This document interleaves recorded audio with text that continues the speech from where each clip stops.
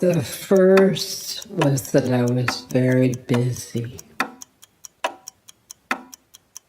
The second, I was different from you. Whatever happened to you could not happen to me. Not like that.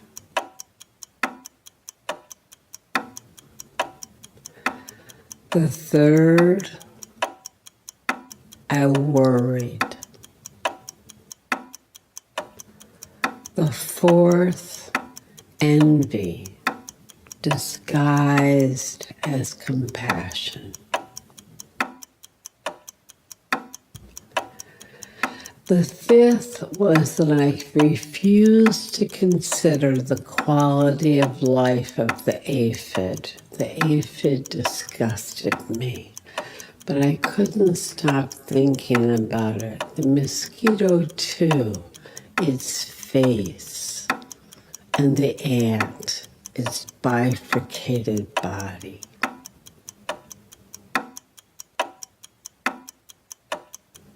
Okay. The first was that I was so busy.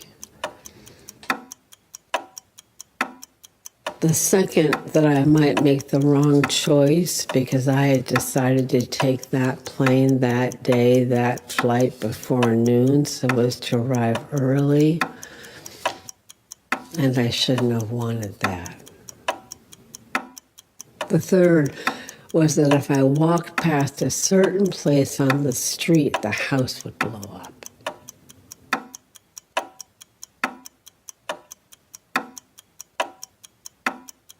The fourth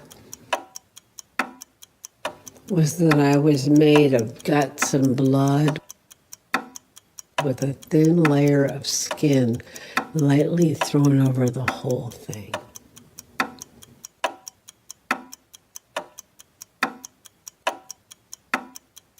The fifth was that the dead seemed more alive to me than the living.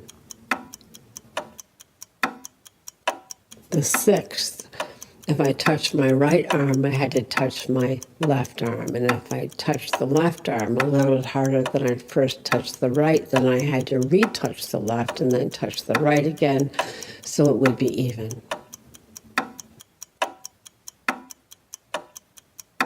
The seventh, I knew I was breathing the expelled breath of everything that was alive, and I couldn't stand it. I wanted a sieve, a mask, I hate this word, a cheesecloth to breathe through that would trap it, whatever was inside everyone else that entered me when I breathed in. No, that was the first one.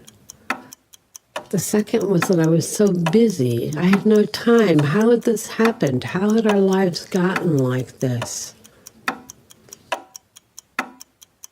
The third was that I couldn't eat food if I really saw it distinct, separate from me, in a bowl or on a plate. Okay.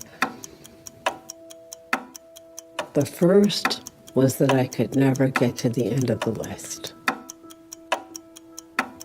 The second was that the laundry was never finally done. The third was that no one knew me, although they thought they did, and that if people thought of me as little as I thought of them, then what was love? The fourth was that I didn't belong to anyone. I wouldn't allow myself to belong to anyone. The fifth was that I knew none of us could ever know what we didn't know. The sixth was that I projected onto others what I, myself, was feeling. The seventh was the way my mother looked when she was dying. The sound she made. Her mouth wrenched to the right and cupped open so as to take in as much air. The gurgling sound, so loud we had to speak louder to hear each other over it, and then I couldn't stop hearing it years later, grocery shopping, crossing the street. No, not the sound.